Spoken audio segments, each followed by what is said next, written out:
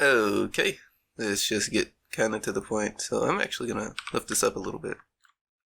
And let's just make a shape out of props. Be any shape. Yeah, that's good. Okay, so what you gonna want to get is an entity marker, an advanced entity marker, because it can hold multiple.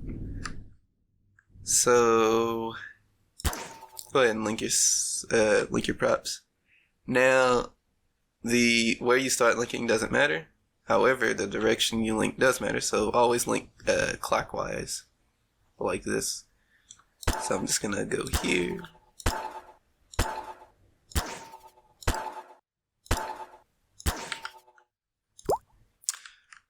Okay, so we got 8 props linked, and these are gonna be like the basically vertices of the shape. So we have 8 vertices, and now we're going to need some primitives to make up the triangles. So, an easy way of knowing how many primitives you need is just looking at your vertice count and subtracting 2 from it. So 8 minus 2 is 6. So.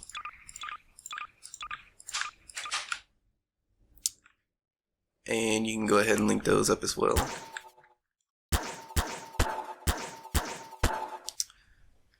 So yeah, you can stick the primitives and the, vertice props in the same entity marker. It doesn't really matter the order you do it in too. Just make sure the vertices are like clockwise, which is why I prefer to do those first.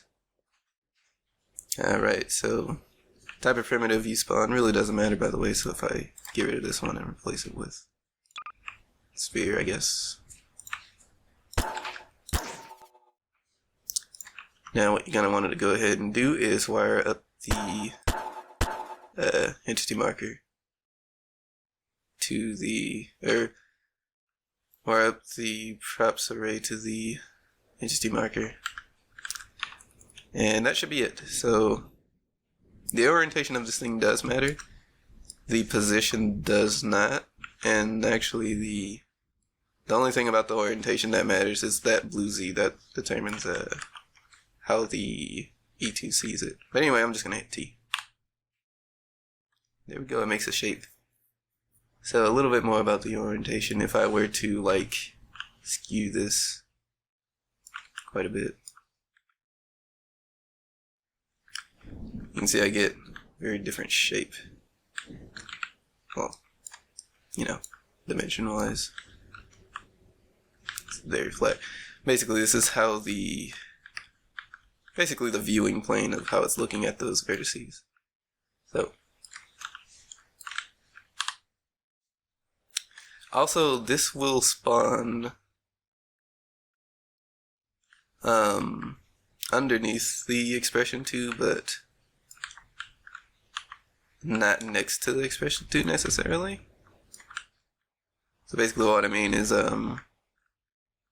looking at it from top down, it's still gonna take the positions of the vertices, and looking at it from a 45-degree angle, see it's gonna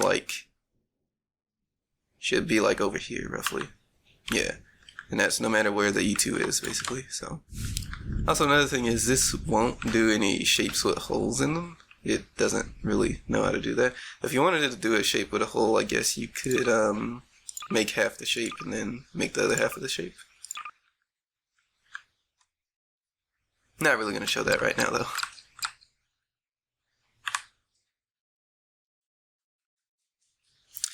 And yeah, you can adjust the where it'll spawn. See the position, the offset from the expression 2, so make the offset bigger.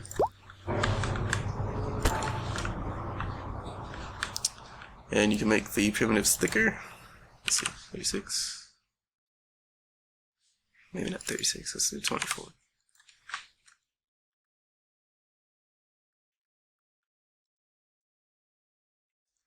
And so there's your color, so that's red, green, blue, alpha. And the key you press to triangulate it. So if you turn on polydebug, it basically shows you the triangle order, basically which triangles got created first and which one got created last. mainly useful for debugging when I was messing around with this.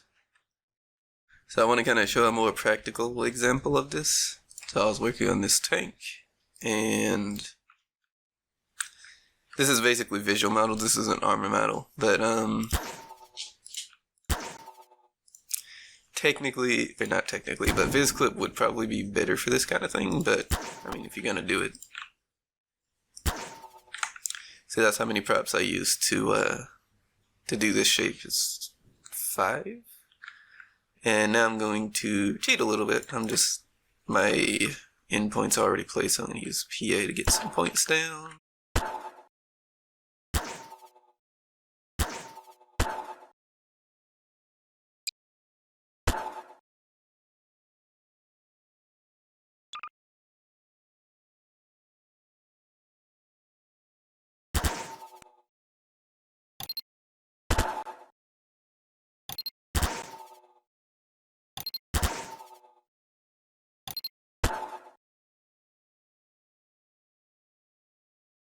Alright, got my vertices placed. Now I just need to E2. And I can go ahead and align these two planes pretty easily by doing this.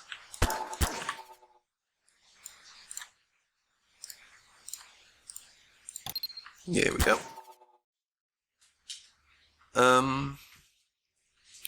Now I just need entity marker. I'm just gonna stick it on. And remember, clockwise, so about the E2, so 1, 2, 3, 4, and I don't need these props anymore.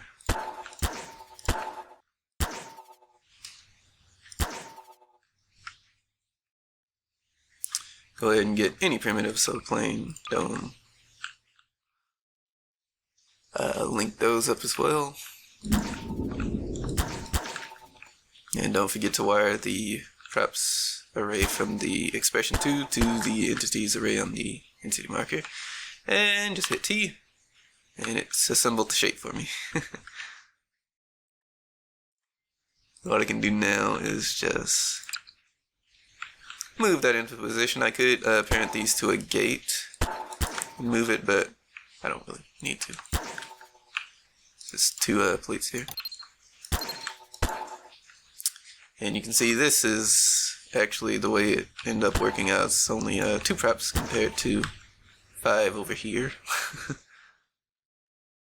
So another thing I want to talk about is this is a pretty large shape. Let me see, 35 vertices. You may or may not find noticeable gaps in the triangles. Kind of hard to show off. And I know there's like texture seams, but what I mean is like actual like gaps in the plates. So I can't really find any here, but sometimes I can find them, like see where they join up. It's like kind of off. Oh, there's one. So I'm not really sure what causes that, because it doesn't really seem to be affected by whether or not you're in single player and multiplayer. It could also be, you know, how I'm actually spawning or like moving the triangles into position, because this is all like kind of hacky. So yeah, there's a little like gap in the plate, I guess. Very tiny one. So that brings me on to something else. So let me just get prop to mesh.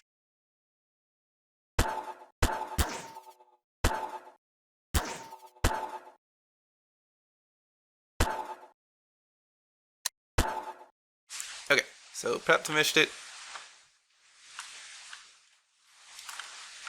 Right now you can, well, that's very glary, but you can kind of see the lines in between it, even though it's prop to mesh. And what I noticed was that some shapes, or rather some materials are better at like covering it up than others. So if I do like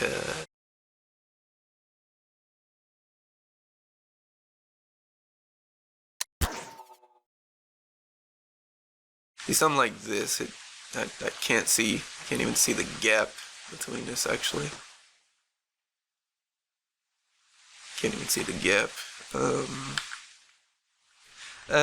Also, because of how this works in using any sort of primitive to basically convert to a triangle, you shouldn't use primitives as your vertices because it'll see primitive and just sort of, you know, assume it's going to be used as a triangle.